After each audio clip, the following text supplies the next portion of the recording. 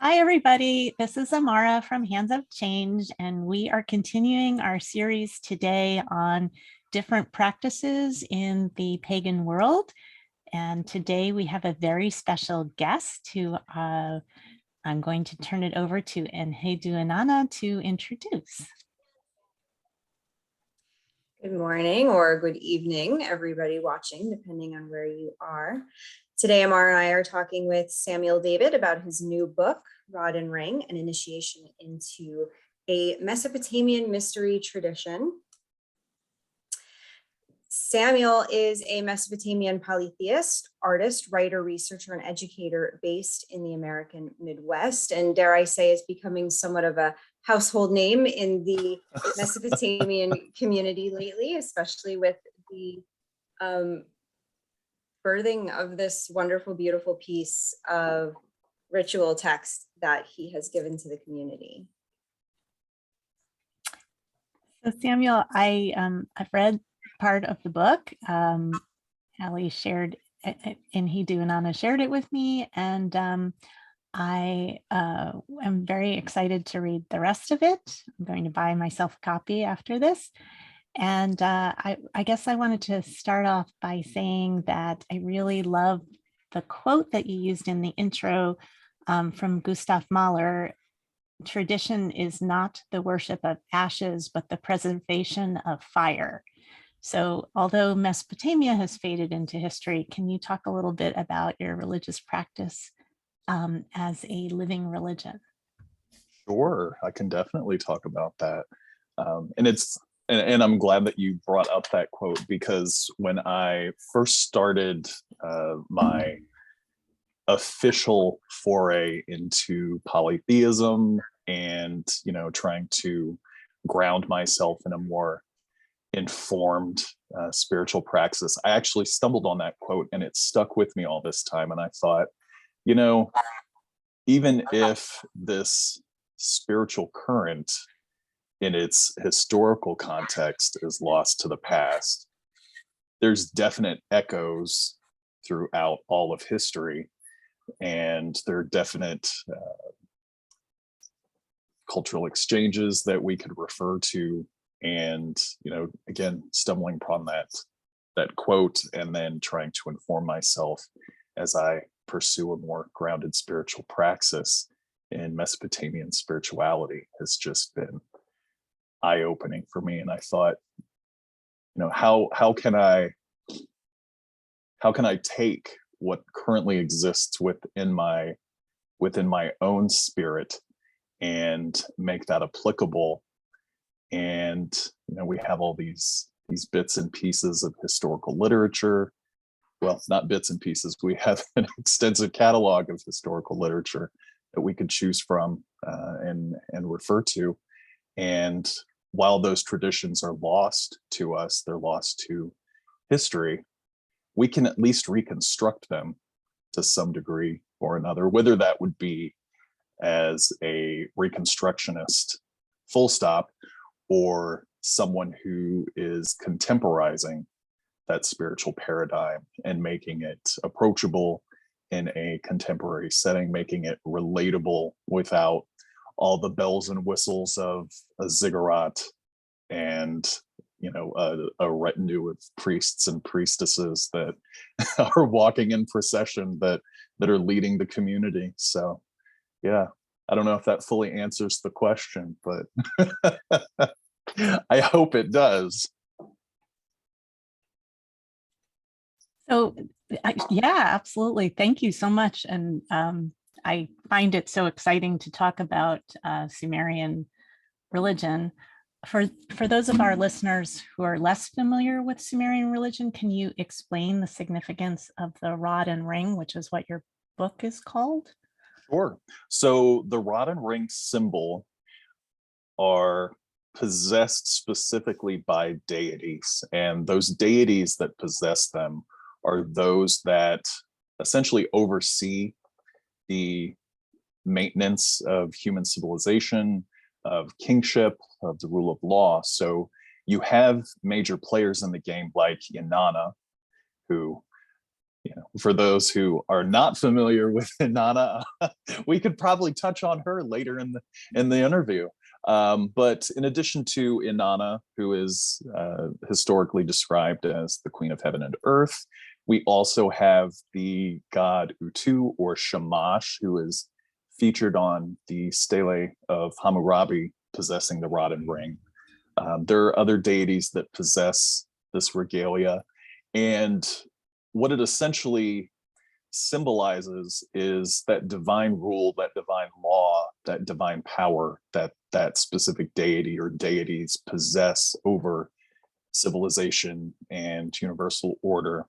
You'll only see that rod and ring held by those specific major players, whether they're presenting it or symbolically presenting it to a ruler, or whether they're carrying it in procession. It's that tangible physical reminder of the god's authority.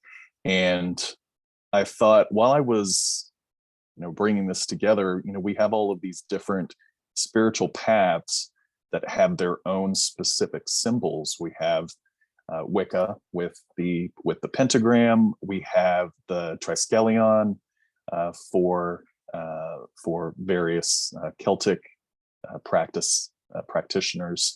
We have all of these different symbols that mean so many different things to so many different people. But what about the Mesopotamian spiritual current? What one symbol can we nail down as one that represents the community? And I thought, well, what about the rod and ring? I mean, that's something that the gods possess. That's part of their regalia. Why not elevate that and symbolize not only that divine presence that those symbols carry or represent, but also how those items in some ineffable way have power over our day-to-day lives, our spiritual lives, our community, civilization as a whole. Yeah, I love that. And I think they have some kind of significance as like a measuring tool. Is that true? Yeah. So we've got various resources or various articles that touch on that. And the ring is actually described as a measuring line, and then the rod is a ruler, essentially. And in addition to these items being possessed by the gods, these were also items much in the way of a mason's compass and square that would be used to measure and and plan. And what's interesting is typically these items were more prevalent during times of peace, when rulers would actually establish temple foundations, build temples, build establishments for temple personnel. So yeah, we've got that spiritual element that's still weaving its way through those symbols. Yeah, that's awesome. Thank you. It's so great when a tool, and that works with Wicca too, right? With the pentagram is really a map of the universe and can be used in a lot of specific ways. And I love that the rod and ring are also both a spiritual sign of power and also an actual tool. So that's cool. How did you decide to write Rod and Ring, and what did the process entail? So the book's contents are actually comprised of rituals that I've done in the past, rituals that I've led for a local pagan group that I was part of for a period of time, which post-COVID, we've kind of gone off the rails and everyone's done their own thing. But at one point, back in 2015, from 2015, 2016 into 2017, it was pretty hard hitting. We would do rituals every week. We would do, at least a ritual every week. So I got to workshop these rituals and present them locally, present them at other pagan gatherings and festivals, PSG, Pagan Spirit Gathering, where else? Paganicon, which was a big draw, which I had a wonderful opportunity to meet people from the international sphere. So Steffi Von Scott, if you're listening, this is for you. And, you know, I had no intention of actually publishing this material. My intention was just to produce it, write it, you know, disseminate it to everyone in our shared community. And a friend of mine suggested that I just compile all my material.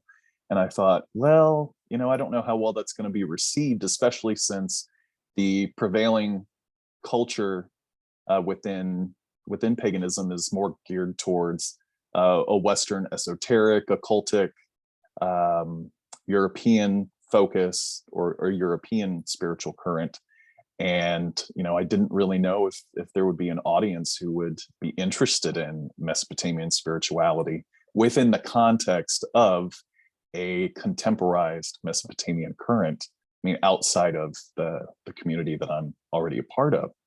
And, you know, I was hesitant to write the book, but I put all my research material, all of my notes together. I extrapolated on those rituals that I wrote, and now we have it bound in over 300 pages. Right.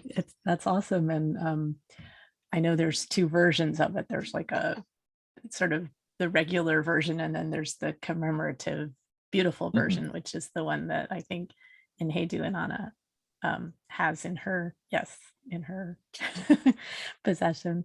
So I know Enheduinanna is about to embark on doing ritual from this book. So maybe the two of you can kind of talk a little bit about what that looks like and how, you know, why this is appealing to you at this time. Let's do it. So actually, I have started. This week was Go week with the dark moon.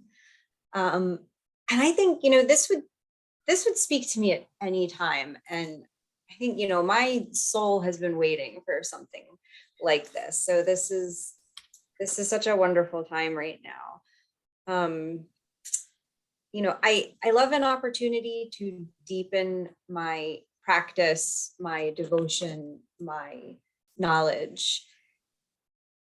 And having something like this initiatory process that can be a shared combined experience with others, you know, that also lends such a sense of community, especially when, you know, comparatively, the Mesopotamian reconstructionists or, you know, meso-curious practitioners in the pagan occultist community, we're a little smaller in number, and we're pretty spread out geographically. We don't really get that sense of, you know, being able to come together and practice or worship together.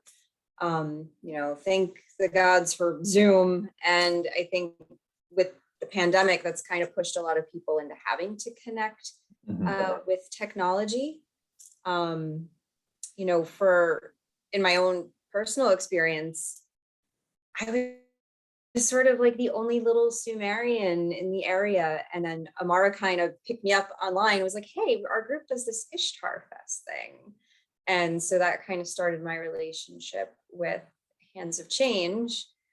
So the annual Ishtarfest being this really great experience, and with Ishtarfest turning into more of a virtual festival because of COVID, it's really lent to such an opportunity to connect with other reconstructionists really all over the world. So now that we have this kind of shared text, thank you so much, Samuel, we're able to kind of go through this together, at least energetically. And that has been, I think, really community building, at least in my experience. Well, thank you for those kind words. I really appreciate that. And I had no clue that the book was going to have the impact that it has. And for those listening, there is a Facebook group that's dedicated to the book. So if you have the book and you want to participate and reach out to those who are also going through the material, definitely check it out. It's Order of the Rod and Ring, just like the group page, just like the book. So it shouldn't be that difficult to find. Yeah. And that has been helpful too. That's been a good resource to kind of connect, or just pestering you on Facebook. What do you mean by with this? Do we do this at this time, or is that later? What do you recommend? Do I have to use this ingredient? Can I use that ingredient? Yeah. Yeah, there's been a lot of conflation. I joked with some of the others that that's becoming a running theme, I think, with setting up for these rituals. Yeah, definitely.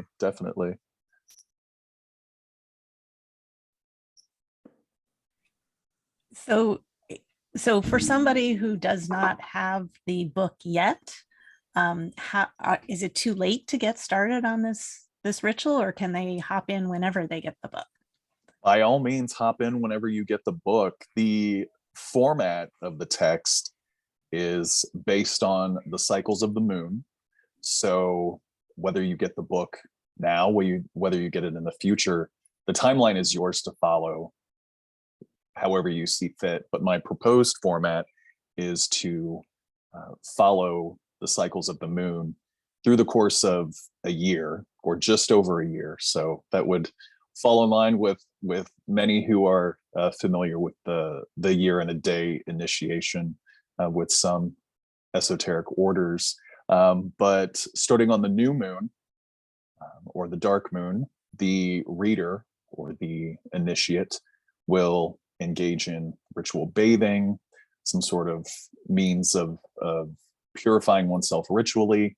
And then the day after the new moon is when the corpus of the material is engaged with. So you have the various gods that you encounter, each god dedicated to a specific month or a specific period of time within that month. So it's meant to be very interactive, meant to keep us as readers, as initiates, in tune with the natural cycles of the moon, but also as one person, one of my friends pointed out, it's also helped them become more mindful of how their body, their psyche, their dream states are affected by the moon cycles, because of the way the book compels the reader to focus on those types of phenomena in comparison or in conjunction with the material in the book.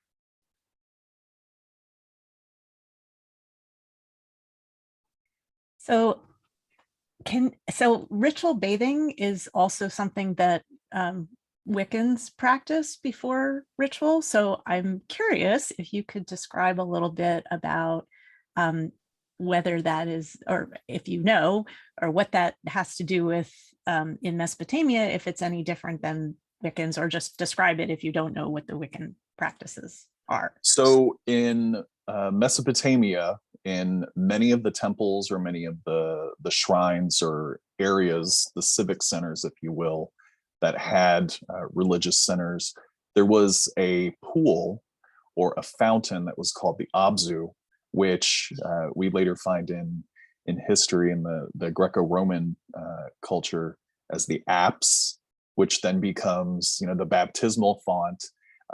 But this pool was where one would bathe their feet. We see a similar concept or similar functions in Islam prior to going into the mosque. You remove your shoes, you bathe yourself.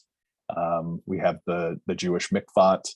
I think it's the mikvot where one bathes ritually. So this notion of ritual purity, ritual bathing is not something that is unknown to other cultures or a thing of the past. It's, you know, with us to this day. And, you know, I think that an analogous practice, if one doesn't do ritual bathing or some sort of ritual purity type practice prior to ritual engagement, it's, in my opinion, really not that much different than grounding and shielding. You know, you're laying the groundwork, you're preparing yourself for that ritual process, whereas grounding and shielding is more of an energetic working or an energetic process. You know, you have the ritual bathing, which is kind of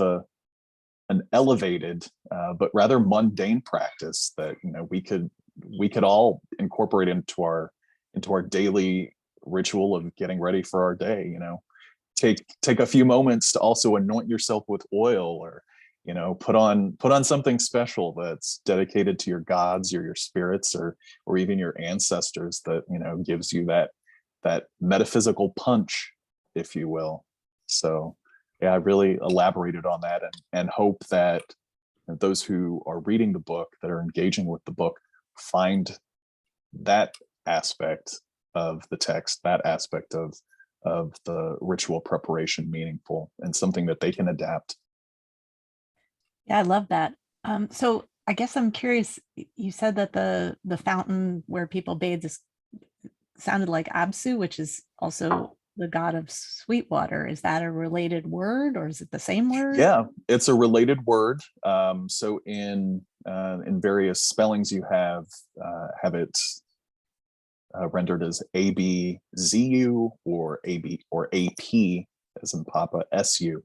So depending on, you know, the culture that the word is being translated from, whether that would be Sumerian or Akkadian, it's the same concept. And, you know, we find so many different parallels with all these different cultures. So I just find that utterly fascinating, and it really does speak to the cultural diffusion that, you know, pervaded the ancient world, that is still with us today. Thank you.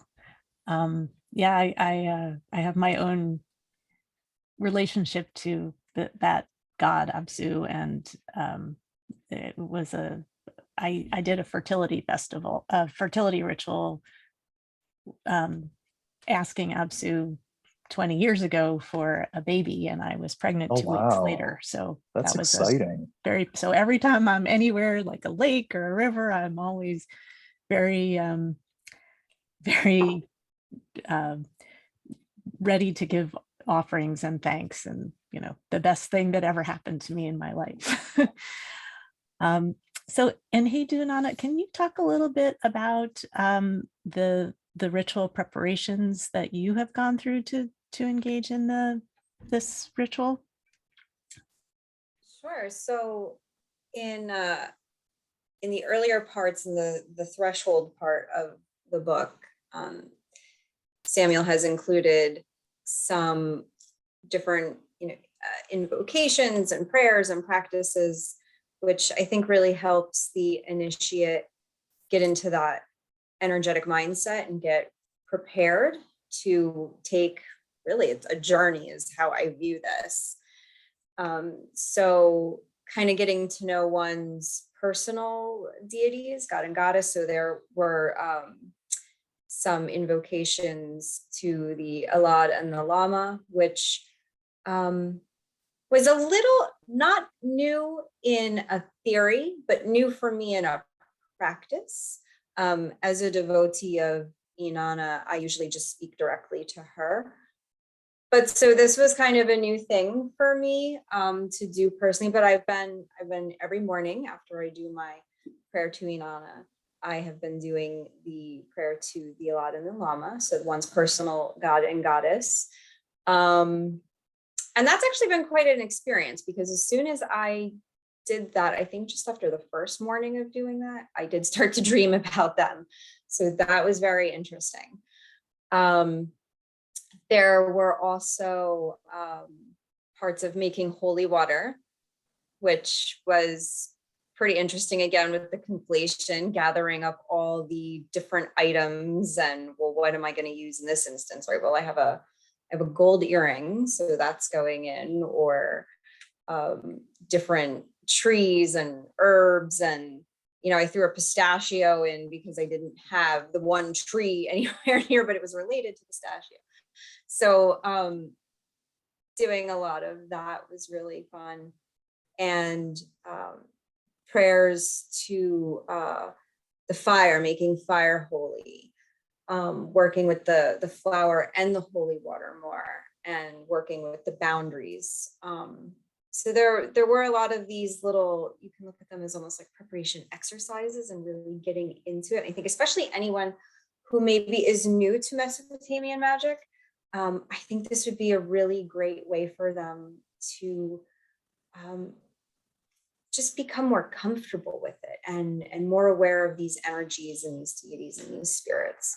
So there was some work leading up to that.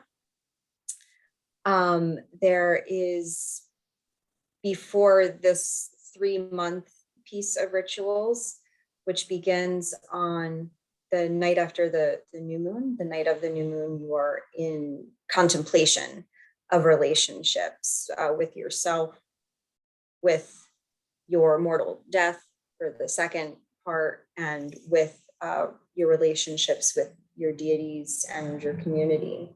So there is a night where you sit in contemplation and meditation.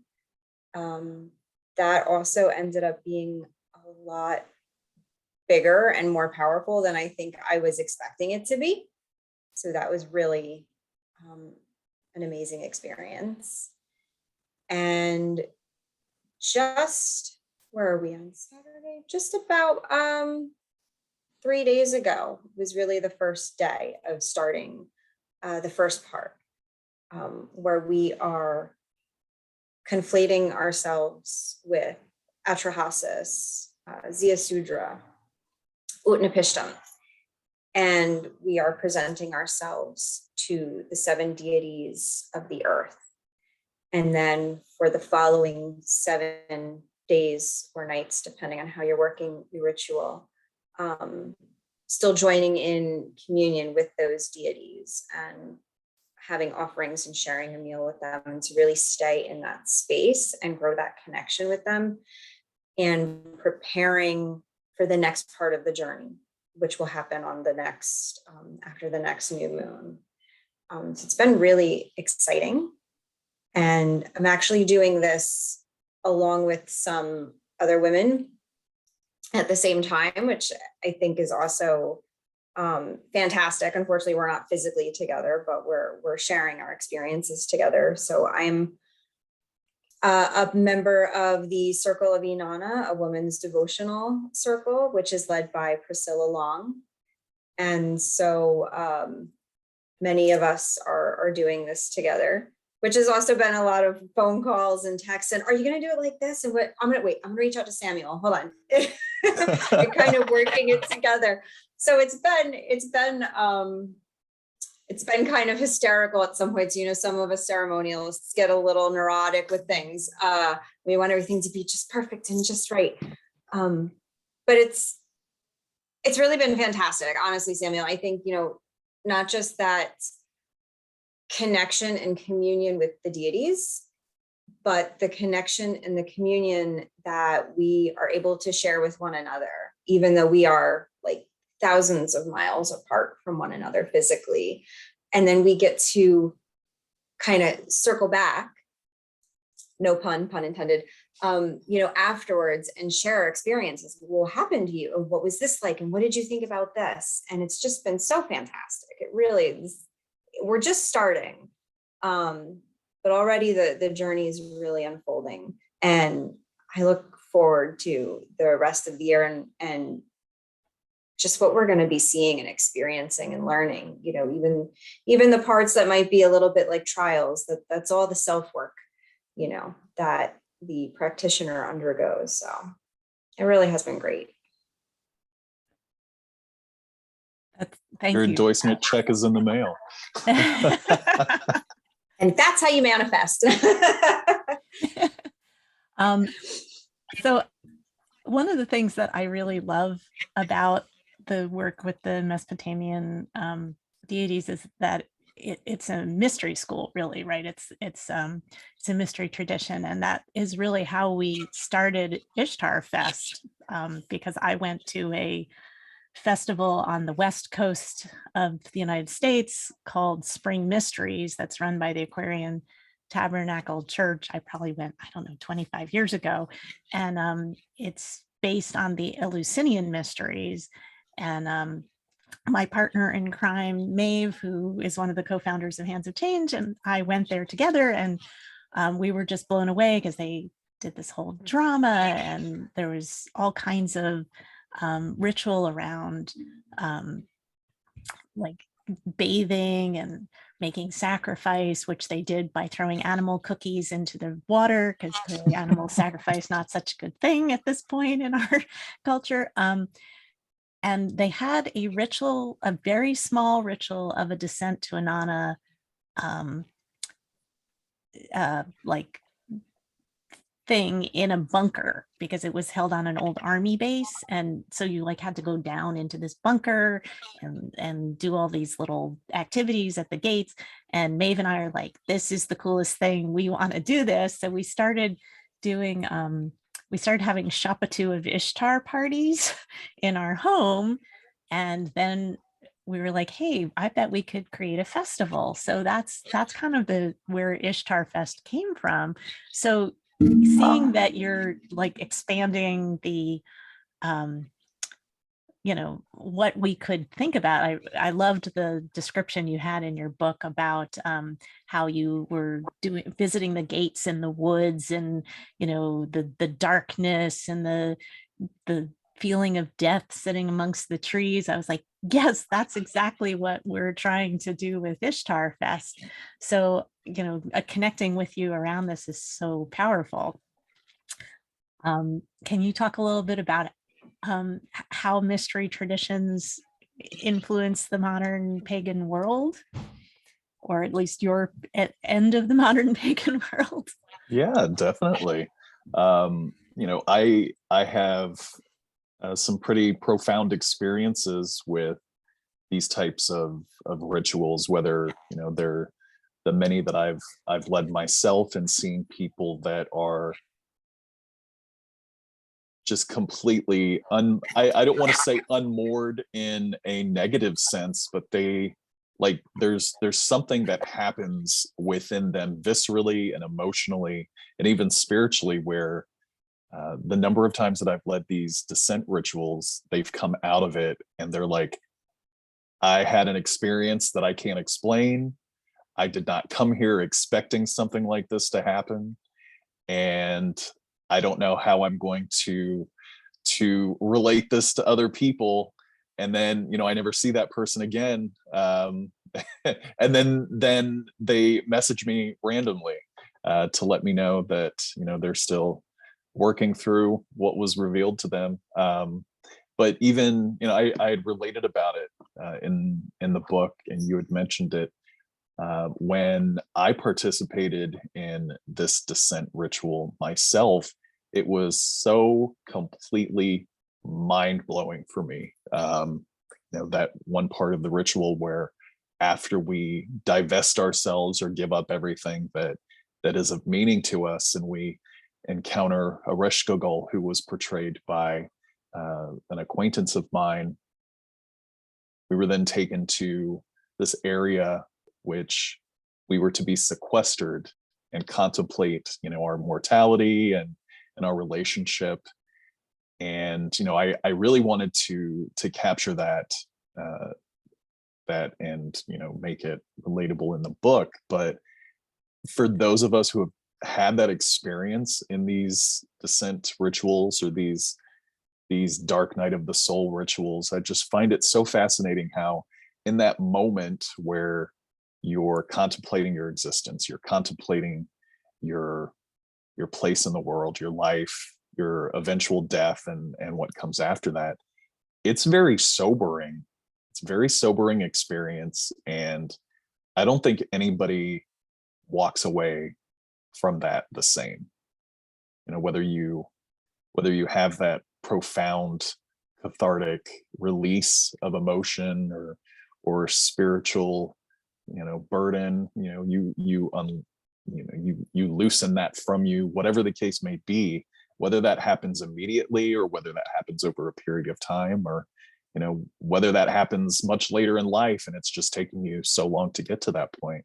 I don't know. I find that to be so powerful, so magical even, that we as human beings can experience such profound things in our lives that would otherwise seem like just a weekend camping trip or an excursion into an old army bunker. Right, exactly. I guess I just want to check in and see if there's anything that you would like to share with the Hands of Change audience about, your practice or what's going on in your world. Sure. So, following on the success of this book, I'm currently working on another manuscript. It's actually, I have the entire month of June to polish everything, to have a clean edited draft for submission. And that book will actually expound upon the rod and ring text, but more so to the point where one is engaging specifically with Dumuzid. So we have Inanna, who has her own myth cycle. So many people are familiar with her, and she's pervaded all sorts of spheres, whether that would be women's studies or the feminist movement, the queer community and spirituality. And it's just so amazing how she's taken control and taken charge and is spearheading all these different movements. But then at the same time, I thought, but she's got a partner, a consort, who is kind of like in her footsteps, just following along. And I'm reading all of his myths and these hymns that most people really tend to overlook because they're considered liturgy. And I found that there's an interesting parallel between her rise to power and Dumuzid's relative rise to power. You have a pastoral deity who is eventually conflated with an astral deity. There's what's interesting is most people that are aware of Dumuzid, or Tammuz in the Akkadian version, he just appears in the descent myth as her hapless husband who gets chased and taken to the underworld in her place. But when you study his cult, when you study aspects of his worship and read the liturgy that's ascribed to him, you'll find someone who is a warrior, someone who is a king, someone who has a descent pattern, a descent cycle, someone who also intercedes as an exorcist, someone who intercedes as a psychopomp. So I thought, why not take that further? This was another passion project of mine, and I want to see other people be as passionate about it as I am. So, I had all these fun titles that I wanted to pitch, and one of them was the Sumerian Christ, but that was a little too on the nose, and it already ruffled too many feathers. So we're going to go a safer route and choose a better title. But yeah, I definitely hope to continue with presenting material for my fellow members of the community. And in addition to the Dumuzid book, there's another project that will actually be released. It's going to be a hymn that was presented for Ishtarfest last year with Mariana Vital. And the text is actually illustrated with the accompanying cuneiform for Inanna's epithets. So that will be published sometime within this year. So keep an eye out for that. The title of the text will be Lioness, a New Hymn to Inanna. Wow, you are busy. That's a lot going on. It is a lot going on, and sometimes I wish I didn't have to go to work Monday through Friday. I could spend all my time devoting to my text and my research, but we live in the world and we have a 9 to 5 that we have to keep up with.